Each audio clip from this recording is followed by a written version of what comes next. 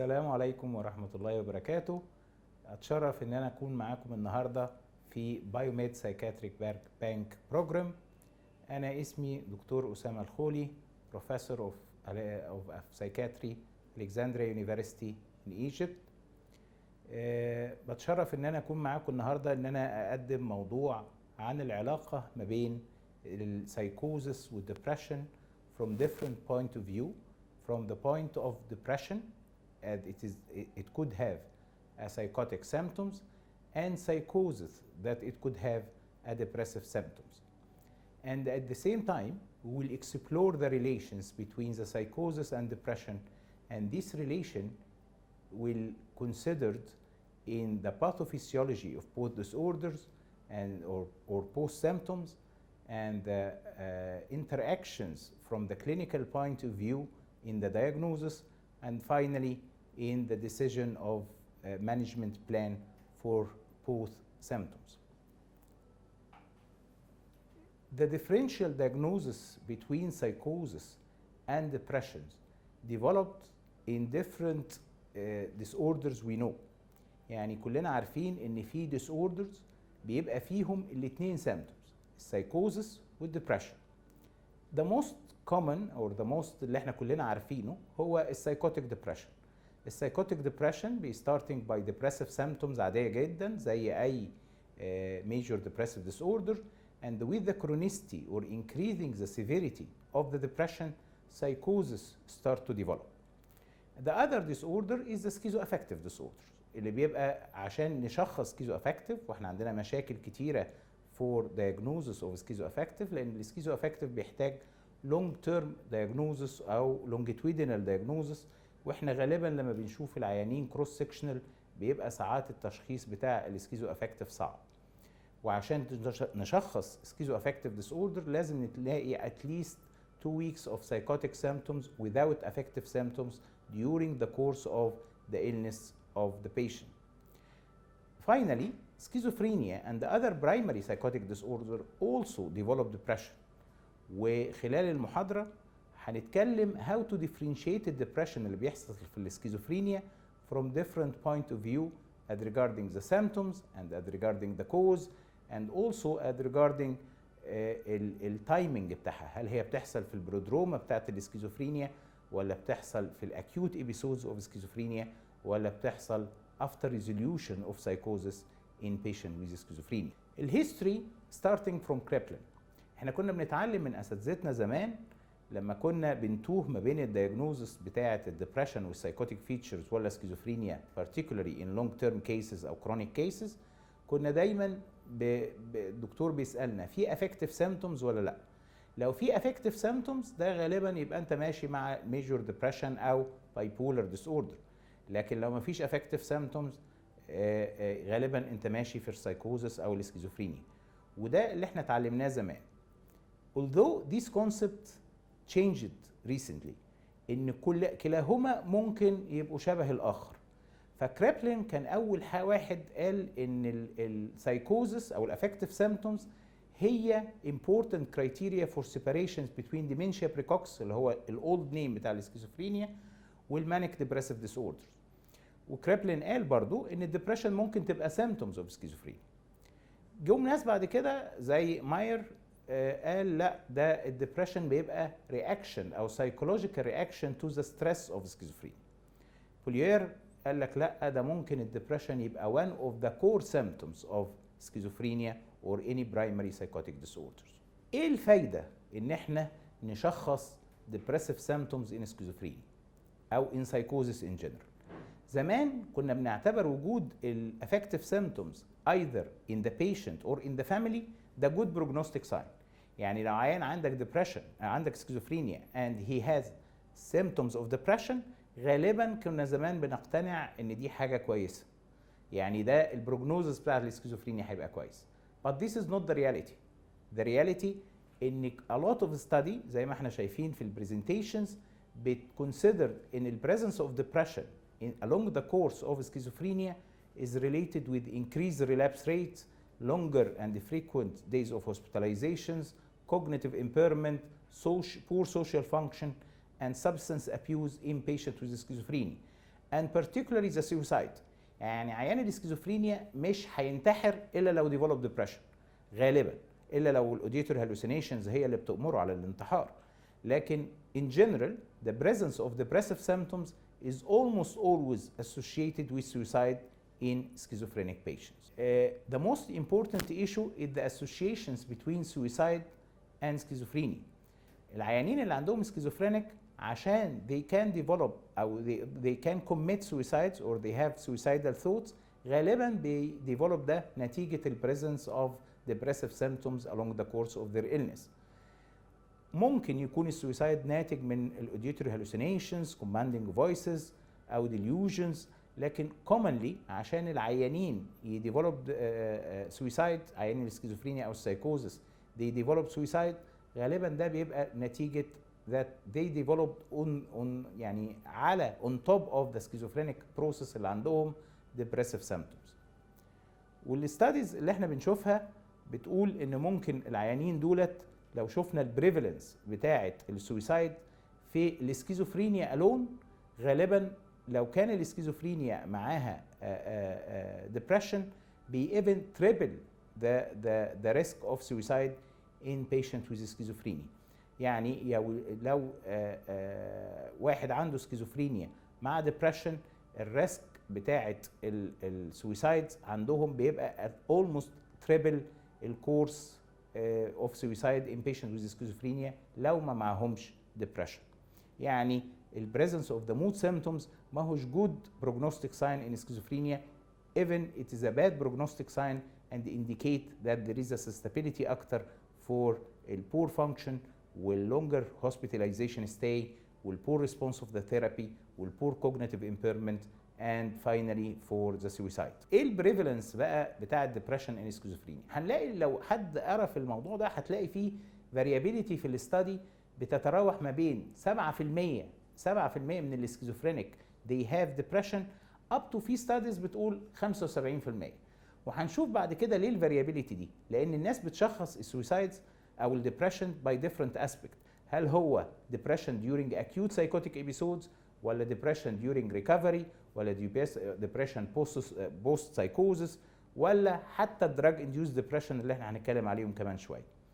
ولو قارنا ما بين ال onset of the depression بنلاقي حوالي 50% من اللي عندهم سكيزوفرينيا during acute psychotic episode they develop depression، والرقم بيقل لحوالي 38% in the long course of the illness. Lifetime of depression in schizophrenia even be at least 10 times more than the general population. يعني in one study it showed that a lifetime of depression in schizophrenia بيوصل ل 60% in comparison with the general population اللي حوالي من 10 ل 20%. طب ايه الديفرنشال دايجنوزس بتاعه الدبريشن ان سكيزوفرينيا؟ اولا زي اي ديبريشن في اي حد حتى الانسان الطبيعي ممكن يبقى الاكتئاب نتيجه اورجانيك كوز. يعني عيانين السكيزوفرينيا ممكن يجي لهم ديبريشن عشان جالهم كانسر او جالهم سيستميك لوبس او جالهم روماتويد. زي ما احنا عارفين الكولاجينيك ديسيزز والكانسر as a part of the paraneoplastic syndrome mechanism of the cancer ممكن يخلي الشخص يديفلوب depression. فاي اورجانيك كوز حتى برين تيومر لا يمنع ان العيان السكيزوفرينيا ان مش هيجي له اورجانيك ديسيز. الثايرويد ديس اوردرز ممكن يحصل لهم ثايرويد ديستربنس، فانت لازم تو اكسكلود اورجانيك كوز فور ديبريشن ان بيشنت اوف سكيزوفرينيا زي الثايرويد ديس اوردرز اور وات ايفر.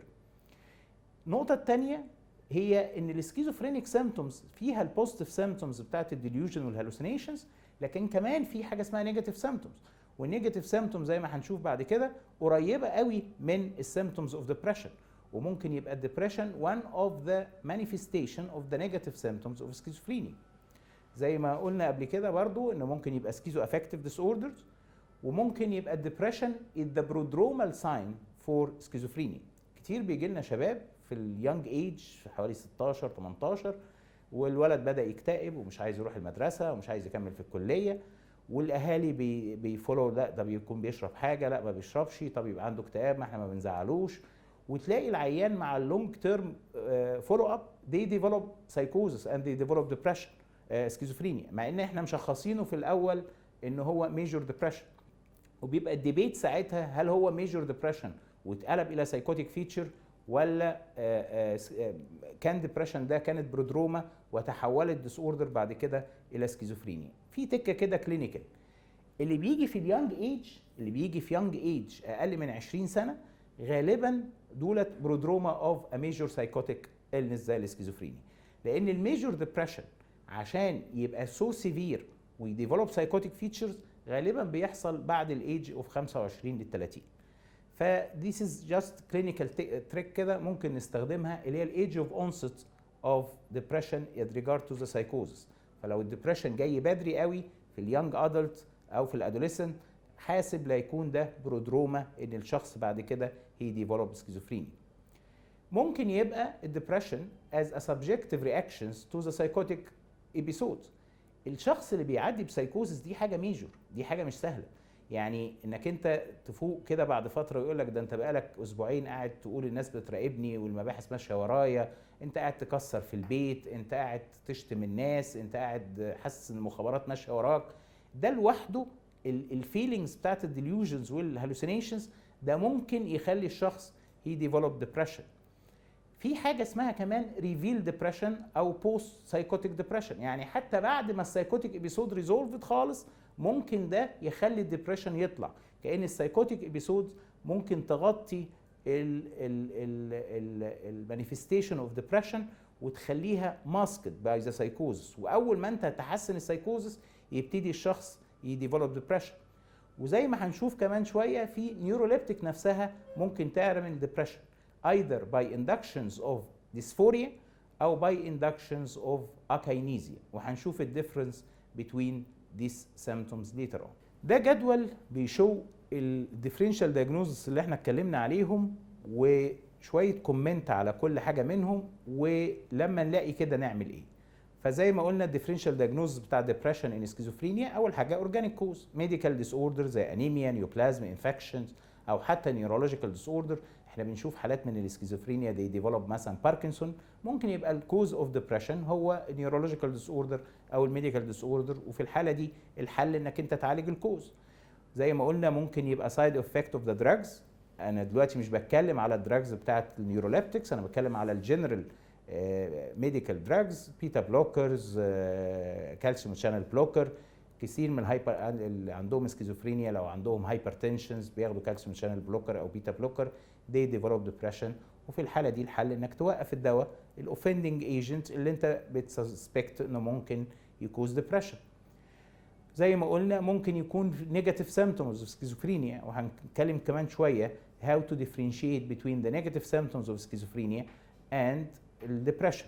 يعني ممكن البرايمري نيجاتيف سيمبتومز could be differentiated from the depressive symptoms، ولو احنا شخصنا ان الشخص ده عنده برايمري نيجاتيف سيمبتومز في الحاله دي اي تيبيكال انتي سايكوتيك should be stopped وما فيش قدامنا غير الاتيبيكال.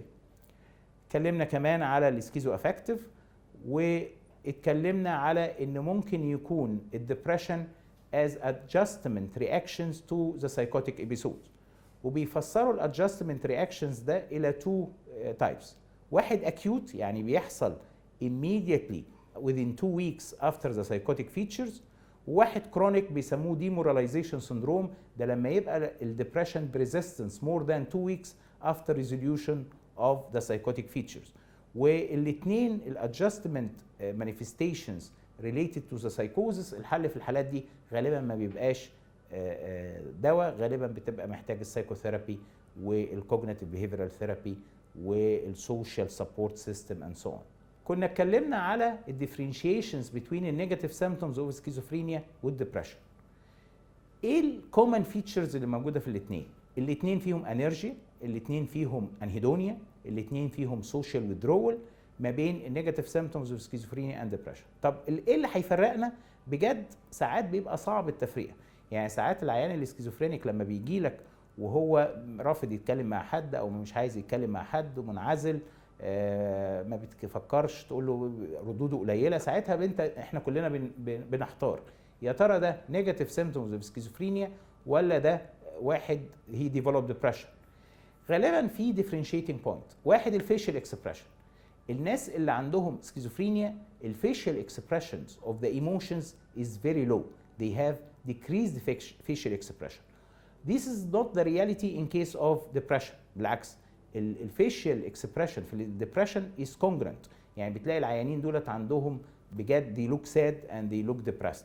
فمجرد النظر للفيشيال اكسبريشن بتاع الشخص ممكن تبقى مهمه.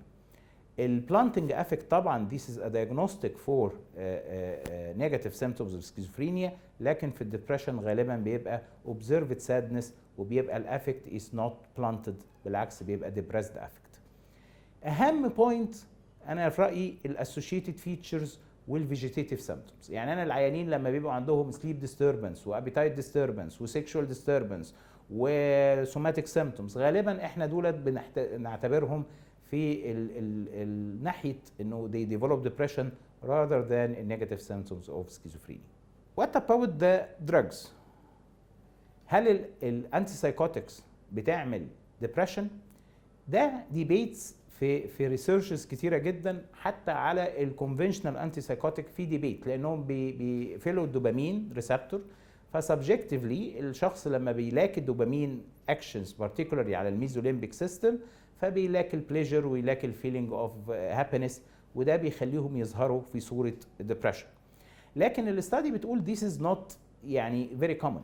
لكن الكومن ان الانتي سايكوتيك تعمل حاجه اما اكاينيزيا او اكاثيزيا. والاكاينيتك سايد افكت بتاعت الانتي سايكوتكس بيلوك لايك they are depressed.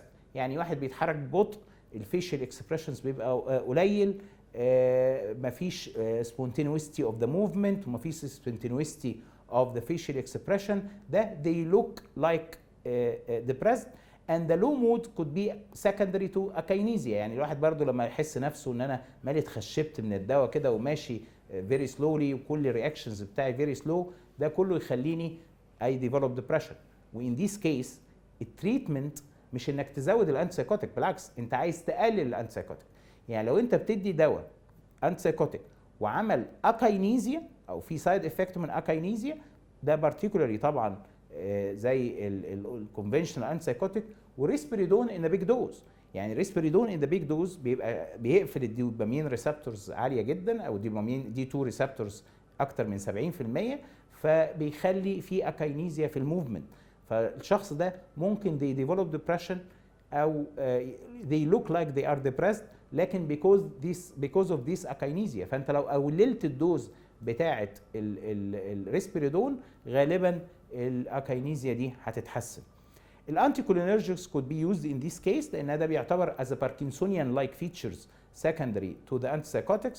وطبعا الاتيبيكال غالبا ما بيعملوهاش الاكاينيزيا دي. الحاجه الثانيه اللي ممكن الانتي سايكوتكس يعملها حاجه اسمها الاكاثيزيا. وطبعا احنا عارفين ان في ايفن من النوفل انتي سايكوتكس زي الاريبيبرازول بيعمل الاكاثيزيا دي، بالذات في بعض الناس او بالذات لو رفعت الدوز. الاكاثيزيا لوحدها تعمل ديبرشن، بيبقى بدل التريمورز وبدل الحركه الزياده بيبقى حتى ثينكينج والايموشنز بتاعته irritable وبيلوك لايك الاجيتيتد ديبرشن، يتحركوا كتير وبيتعصبوا وبيتنرفزوا. and in this case برضو لازم تقلل الدوز بتاعت الانتي سايكوتكس، او ممكن تعتبر او البنزودايزابين او البيتا بلوكر بيكون another alternative. فلازم نفرق ان الانتي سايكوتك لوحدهم مش هيعملوا depression and this relations is very weak، لكن لو عملوا اكاثيزيا او اكاينيزيا غالبا بيلوك لايك ان هم inducing manifestation similar to the depression. in case of akinesia انت محتاج to reduce the dose of the antipsychotics او تستخدم حاجه من الاتيبيكال او تستخدم انتي كولينرجيك.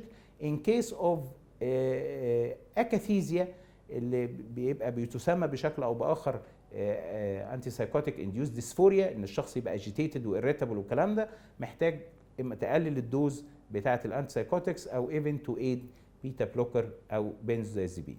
دي سلايد بتشود الديبريسيف مانيفستيشنز in relations to the course of the psychotic process or the schizophrenia. زي ما قلنا ممكن يبقى depression as a prodromal symptoms for psychotic episode، و in this case انت محتاج تزود الدوز بتاعت الانتي سايكوتيك او بتزود الفولو اب بتاعت العيانين دي. وزي ما قلنا قبل كده ان ممكن العيان يبقى بدري جاي لك بديبريشن young adolescence which is resistant to therapy ومفيش اي تحسن للانتي ديبريسنت، فكر كويس قوي لا يكون دي برودروما للسكيزوفرينيا. كمان ممكن تبقى الديبريسيف سيندرومز او الديبريسيف سيمبتومز during the acute psychotic episodes، ويعني بتحصل during the psychosis. وطبعا الديفرنشيشن in this case هتبقى either السكيزو افكتيف ديس اوردر او الميجور ديبريشن والسايكوتيك فيتشرز. ممكن كمان يكون زي ما قلنا بعد resolution of the psychotic episodes بيبقى فيه post psychotic depression، والبيبرز بتقسمهم الى early post psychotic depression و late post psychotic depression.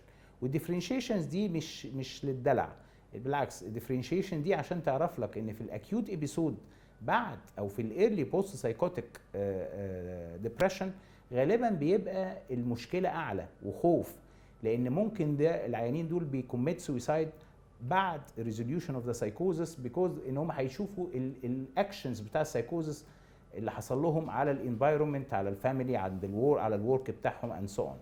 فالايرلي بوست سايكوتيك ديبريشن ممكن تلاقي فيه السويسايد اعلى ويتنيد ا كلوز سوبرفيجن اعلى، وطبعا ممكن in severe cases you may need antidepressant.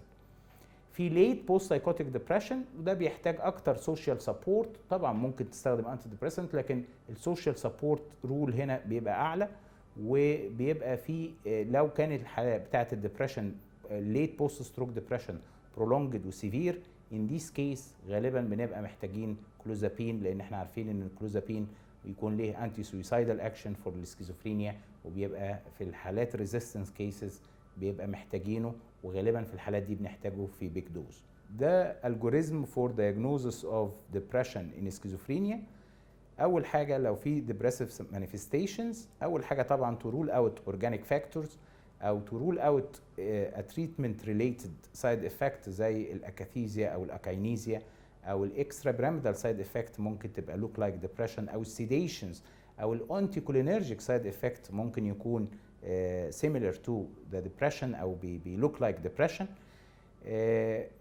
او يكون non related to the medications يعني نتيجه organic drugs ثانيه زي بيتا بلوكر او كالسيوم شانل بلوكر. لو ما فيش sign of organicity، ما فيش organic factors، بترول اوت ان في نيجاتيف سيمبتومز اوف سكيزوفرينيا اللي هو الالوجيا والوديا انهيدونيا اند سو اون. لو ما فيش نيجاتيف سيمبتومز اوف سكيزوفرينيا، طبعا لو في نيجاتيف سيمبتومز غالبا هتعالج كده ب واحد من الاتيبيكال انسايكوتيك او حتى كلوزابين، لانه ده one of the best medications for negative schizophrenia. طب لو ما كانش نيجاتيف الدبريشن ده part of the negative symptoms of schizophrenia، يبقى related depression to the course of the illness.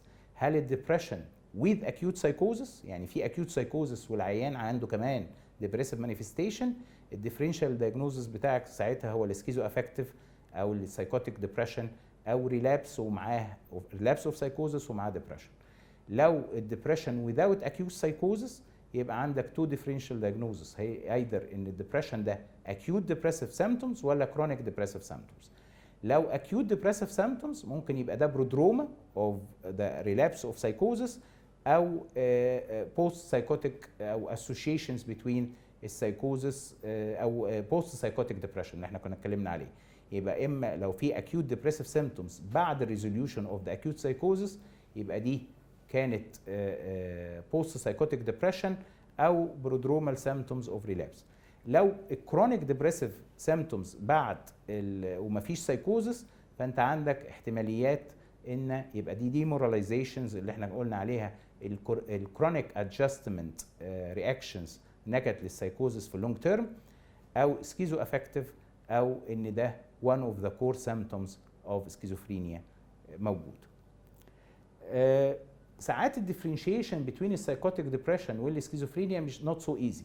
يعني كنا زمان بنقول لو في delusions congruent للمود فانت غالبا كده بتتعامل مع الميجور ديبريشن.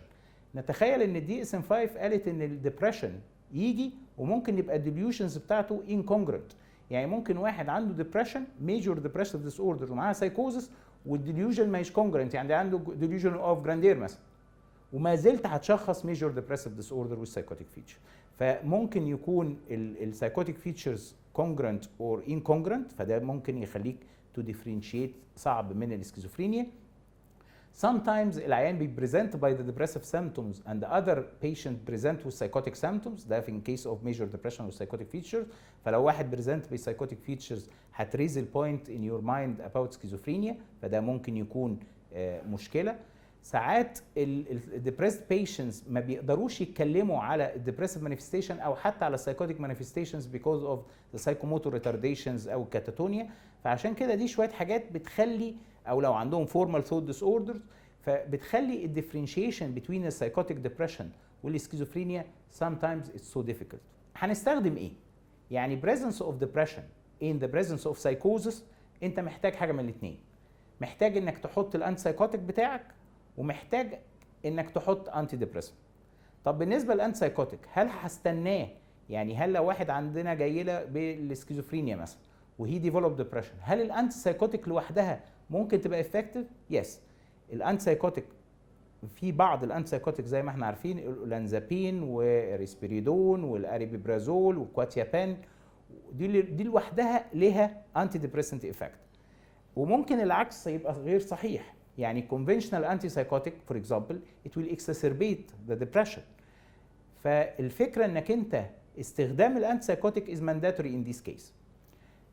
In case of depression not responding to antidepressant، فانت غالبا برضه هتستخدم antipsychotic as augmentation therapy.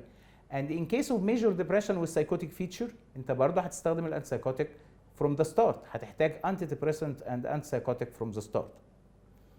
دول الانتي سايكوتكس اللي ابروفد فور adjunctive therapy for major depressive disorder.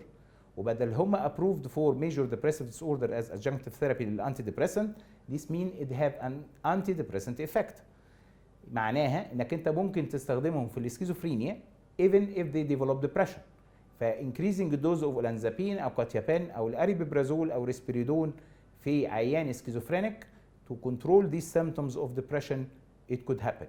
So it can be used for psychotic depression and can be used for augmentation therapy of major depression not responding to the antidepressant, and can be used for any type of psychosis including schizophrenia اللي عندهم depressive manifestations. What about the antidepressant اللي هتستخدمهم في عيانين سكيزوفرينيك؟ نتخيل ان most الانتيديبريسنت اللي احنا بنستخدمهم almost always they can induce psychosis. يعني in this study بيقولوا despite the positive changes of the side effect profile of the SSRI and the antidepressant, its relations for induction of psychosis in hospital is very high. يعني معناها انك لازم تفكر كمان انهي انتي ديبريسنت هتحطه فور عيان سكيزوفرينيك او عنده سكيزو افكتيف، which انتي ديبريسنت هتختاره. فلو بصينا دي مجموعه من الاستادي اللي بتشوز الريسك اوف سايكوزس with the SSRI، هتلاقي ان هي مع ترايسايكليك، مع most of the SSRI، مع السيرترالين، مع الفلوكستين، مع الاستالوبرام، مع السيتالوبرام، مع الباروكسيتين. يعني almost في كيس ستاديز كتير جدا او كيس ريبورت عن induction of psychosis with ال SSRI and with the tricyclic. طب مين الوحيد اللي ما كانش له induction of psychosis even in case report؟ الفلوفوكسامين. اشمعنى؟ لان الفلوفوكسامين هو الوحيد اللي له another attachment للريسبتور other than ان هو SSRI اللي هو السيجما ريسبتور agonism. دي case report of the opposite effect of fluvoxamine versus sertraline in case of psychotic major depression. In this case report لما العيان خد فلوفوكسامين السايكوزس improved، ولما خد sertraline السايكوزس exacerbated، ولما رجع خد فلوفوكسامين السايكوزس improved. And in the three cases or the three situations antipsychotic كان موجود. يعني لما تستخدم antipsychotic لو حطيت ترايسايكليك انتي ديبريسنت غالبا السايكوزس كان exacerbated. لو استخدمت SSRI other than الفلوفوكسامين السايكوزس also can be exacerbated. وin this case study كان الكومبيتور او competitors للفلوفوكسامين كان السيرترالين. فدي لازم يؤكد ان الفلوفوكسامين ممكن يبقى ليه protective effect in case of psychotic depression or in case of schizophrenia if they develop depression because its relation to the sigma receptor. الفلوفوكسامين alone هو اللي can be useful for treatment of psychotic depression even without the antipsychotics. يعني كل لما بنتكلم على psychotic depression بنقول لازم نستخدم antidepressant with antipsychotic. فلوفوكسامين لوحده can be used because it's the affinity of the fluvoxamine for the sigma receptor, so it can be used for as a monotherapy for psychotic depression without the use of the antipsychotics. طب ايه اللي بيفرق الفلوفوكسامين عن باقي الاس اس ار اي؟ الافينيتي تو ذا سيجما ريسبتور. هو ده اكتر انتي ديبريسنت واكتر حتى psychotropic medications له high affinity to the sigma receptor. Its affinity as an agonist for the sigma receptor is very high يعني اعلى من اي انتي سايكوتيك تاني. وده جدول بيشو الافينيتي اوف ذا almost all the antidepressant to the sigma receptors. الفلوفوكسامين لو بصينا هنلاقي ده اعلى واحد ليه higher affinity، لا يليه او لا يقرب ليه غير السيرترالين. طب ليه السيرترالين لا يستخدم فور سايكوتيك ديبريشن؟ وبالعكس في الكيس ستادي اللي احنا اتكلمنا عليها لما استخدموه فور سايكوتيك ديبريشن كان بي اكسسربيت سايكوزس، لان السيرترالين لوحده هو كمان له افينيتي فور ذا دوبامين ري ابتيك. فايتس ذا دوبامين ري ابتيك افينيتي بتاعته بيبلوك ذا افينيتي تو ذا سيجما ريسبتور. احنا عارفين لو حاجه ليها دوبامين ري ابتيك انهبيتور فممكن ينكريز الدوبامين فبيزود السايكوزس. فالسيرترالين مع انه ذا سكند انتي ديبريسنت ليه افينيتي تو ذا سيجما ريسبتورز بعد الفلوفوكسامين، لكنه الامبروفمنت بتاعته او الاكشنز بتاعته في السايكوتيك ديبريشن is not so good because its affinity for the dopamine reuptake inhibitor. فمعنى كده انه هيزود الدوبامين، ومعنى كده انه كان اكسسربيت سايكوزس، وده ظهر في الكيس ستادي اللي كنا بنتكلم عليها من شويه.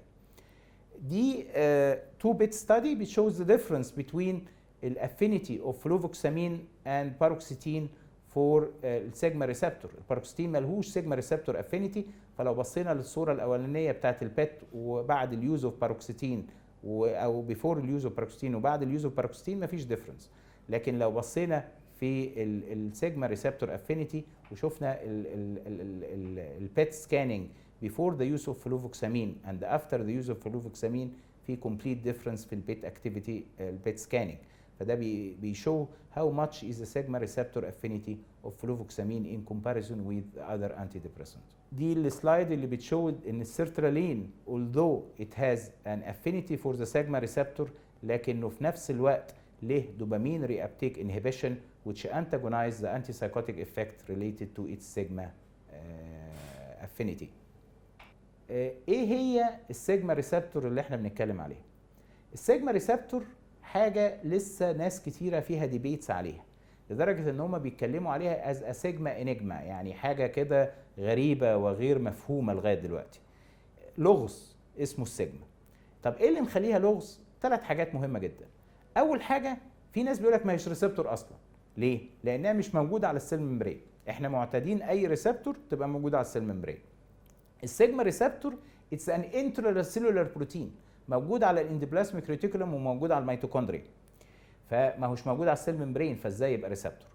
تاني حاجه ان هي ما هيش ستاتيك، دي حاجه اكشن موفينج دايناميك، يعني بتتحرك جوه السيلز وبتدي اوردرز لاذر ريسبتورز انسايد ذا سيل. تاني حاجه في ناس بيقولوا ان هي اورفان ريسبتورز، يعني يتيمه ملهاش ليجند، ملهاش حاجه تشتغل عليها. يعني الاستايل كولين ريسبتور يشتغل عليها الاستايل كولين، الدوبامين ريسبتور يشتغل على الدوبامين، يشتغل عليها الدوبامين. لكن السيجما مش عارفين ايه هي الانترنال ليجند. although في انترنال ليجند بداوا يكتشفوها زي الدايهيدرو ايبي اندروستيرون وحاجات زي دايميثايل تريبتامين، يعني في حاجات لسه اندر ريسيرش، لكن لغايه دلوقتي مش عارفين ايه الانترنال ليجند اللي بيشتغل على السيجما ريسبتور. ثالث حاجه ان مش عارفين هو الاجونست حلو ولا الانتاجونست حلو. ساعات يبقى الاجونست جميل وساعات يبقى الانتاجونست هو اللي جميل. فدي الديبيتس او الانجما او الحاجات الغريبه اللي في السيجما ريسبتورز اللي ما زالت اندر ريسيرش. دي اللوكيشنز بتاعت السيجما ريسبتورز موجوده في كل البرين، في الليمبيك اريا، في السيريبرال كورتكس، ولو لاحظنا السيجما 1 ريسبتورز موجوده في الحته المسؤوله عن الايموشنز وعلى الميموري وعلى الاندوكراينال فانكشنز وعلى السيركيديان ريزم اند سو اون. والسيجما 2 ريسبتورز موجوده كمان في الكرينيال نيرف وفي نفس الهايبوثالاميك نيوكلياي وفي السيربيلم اللي هو مسؤوله على، وعشان كده بيقولوا السيجما ريسبتور الريسبونسبيلتي بتاعتها على الموتور فانكشنز اعلى من السيجما 1.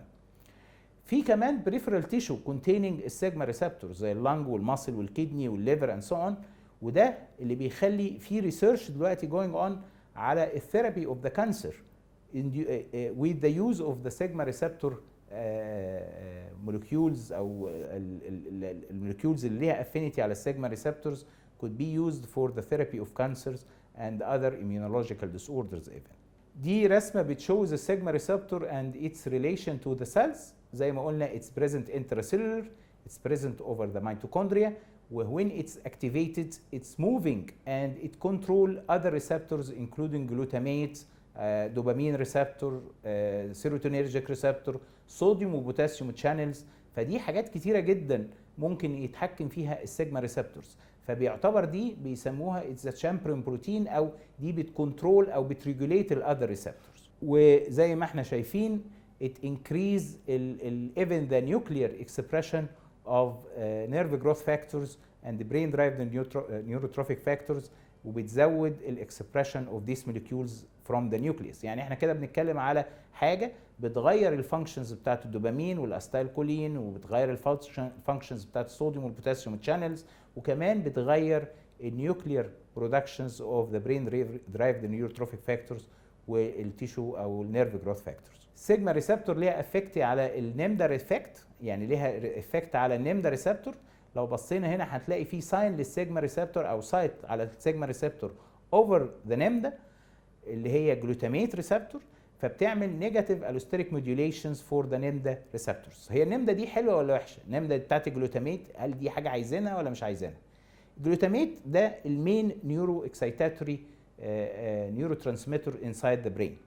لو فيري لو او وي هاف ديفيشنت جلوتاميت الميموري مش هتشتغل. يعني احنا محتاجين جلوتاميت عشان الميموري وعشان الاتنشن وعشان الكونسنتريشنز. ولو الجلوتاميت ان اكسس هيعمل نيوروتوكسيستي، فاحنا محتاجين نربط ما بين الجلوتاميت ما يبقاش عالي قوي عشان ما يحصلش منه نيوروتوكسيستي، وما يبقاش واطي عشان ما يحصلش منه impairment of the cognitive functions and memory and learning. يعني بيفكرني زي الكحول، يقول لك ما قليله، يعني قليله ممكن يكون مفيد، لكن وانس ان هو زاد ممكن يكون ضار جدا. فدي الفسيولوجي بتاعه الجلوتاميت، عشان كده بيسموه جلوتاميت بارادوكس. فانت لو عندك حاجه بتموديوليت الجلوتاميت فانكشنز من خلال الموديوليشن اوف ذا نيمدا ريسبتور زي السيجما في الوقت ده هيمنع زياده الجلوتاميت عشان ما يبقاش نيوروتوكسيك، وهيمنع قلته عشان ما يحصلش فيه impairment of the cognitive function زي in the case of for example السكيزوفرينيا for example. زي ما احنا عارفين ان cognitive dysfunction in schizophrenia could be related to the decrease of the glutamate function. فانت لو عملت allosteric modulations for the glutamate functions من خلال السيجما ريسبتور you can improve the negative symptoms, and this is studies استخدمت بعد كده الفلوفوكسامين for therapy of the negative symptoms of schizophrenia. In the other hand لو انت خايف ان الجلوتاميت يبقى عالي ويحصل منه نيوروتوكسيستي زي في حالات الدبريشن والمانيا والديمنشيا، اليوز برضو اوف حاجه ليها allosteric modulations على الجلوتاميت من خلال السيجما ريسبتورز، انت هتمنع الاكسس اوف جلوتاميت and the glutamate toxicity. دي summarization of الستادي اللي تشوه the relations بتاعت السيجما ريسبتورز in case of schizophrenia and major depression in obsessive compulsive and in Alzheimer. فان example for schizophrenia ان السيجما ligand showed ان هو modulate النمدا receptor, by this way it can modulate also dopamine regulations. In the reductions of the sigma receptors in the postmortem schizophrenic patients, يعني وإن adjunctive therapy with sigma ligand could be effective for therapy of the cognitive side effect or the cognitive impairment اللي بيحصل for schizophrenia. في major depression for example fluvoxamine as a sigma ligand has an antidepressant effect who can be used for psychotic depression even without the use of the antipsychotics. كمان في الاوبسيسيف كومبالسيف عارفين الفلوفوكسامين هو اكتر انتي ديبريسنت له يوز او اكتر اس اس ار اي له يوز في الاوبسيسيف كومبالسيف ديس اوردر، وبيقولوا ان ده because it's also affinity for the sigma receptor. الالزهايمر ديمنشيا دونابيزيل فور اكزامبل هاف ا هاي سيجما افينيتي، فبيقولوا انه ممكن يكون بيحسن الفانكشنز بتاعت الالزهايمر ديمنشيا من خلال its affinity for the sigma receptor اللي بتكنترول الاوفر اكسايتابيليتي بتاعت الجلوتاميت ريسبتور او جلوتاميت نيورو ترانسميترز من خلال موديوليشنز اوف ذا نيمدا ريسبتور من خلال السيجما ليجند اللي هو الدونابيزيل. اي سيجما موديوليشن هتايد ايه على الاس اس ار اي؟ هيبقى ليها انكزوليتيك افكت، هيبقى ليها انتي سايكوتيك افكت. It can improve the negative symptoms of schizophrenia. It can reduce الديمنشيا. It can improve الموفمنت ديس اوردرز، وكان ممكن يكون لها بروتكتيف افكت على النيورو ديجنريتيف ديس اوردر particularly زي الباركنسونيزم والالزهايمر اند سو اون. وده اللي بيعمله الفلوفوكسامين ان ديفرنت ستادي. لقوا ان الفلوفوكسامين لو ضفته على الاولانزابين بالذات في الكرونيك سكيزوفرينيا دي كان امبروف البرايمري نيجاتيف سيمبتومز، يعني مش بس امبروف الدبريشن وكمان دي امبروف ذا برايمري نيجاتيف سيمبتومز ان سكيزوفرينيا. الايدنج اوف فلوفوكسامين للسكند جنريشن ان سايكوتكس كان امبروف النيجاتيف سيمبتومز ان جنرال. فلوفوكسامين زي ما احنا قلنا كان امبروف ذا ديبريشن ان سكيزوفرينيا، وكمان كان امبروف الاوبسيسيف سيمبتومز اللي بيحصل في الاسكيزوفرينيا. ودي كيس ستادي بتشود ان الاريبيبرازول انديوزد اكاثيزيا اللي بيحصل سكند او از سايد افكت من الاريبيبرازول can be improved with the use of fluvoxamine, and this is related to the affinity of fluvoxamine to the sigma 1 receptors. What's the functions of the affinity او ايه الادفانتج اللي احنا هناخدها من الهاي افينيتي اوف فلوفوكسامين تو ذا سيجما ريسبتورز؟ اولا هيبقى more effective than other SSRI في الانكزايتي ديس اوردر، هيبقى ما بيعملش انيشال انكزايتي، يعني الفلوفوكسامين من الادويه القليله ان في الاول ما بيعملش انيشال انكزايتي. اولموست كل الاس اس ار اي ات انديوس انيشال انكزايتي لكن الفلوفوكسامين ما بيعملهاش، وده may be related to its affinity to the sigma receptors. انه can be used as a monotherapy for delusional depression، ده طبعا ما بيحصلش مع اي اس اس ار اي او انتي ديبريسنت تاني. It's safe in children، ما بيعملش cognitive side effect، بالعكس ليه cognitive promoting effect، فما بيعملش cognitive side effect زي الاذر اس اس ار اي. وعارفين ان الفلوفوكسامين is approved from children even من سن 7 سنين او 8 سنين. وكمان ليه potential analgesic effect مع انه ما هوش اس ان ار اي لكن can be used for psychosomatic disorders associated with depression, and this is also related to its potentiality against the sigma or its affinity to the sigma receptors. So fluvoxamine can improve depression with psychotic feature, depression with comorbid anxiety, depression with late onset, and even for depression with psychosis or depression with schizophrenia. And thank you, and I am so glad to be with you today, and I hope this presentation gave you some information which is valuable to you. Thank you very much.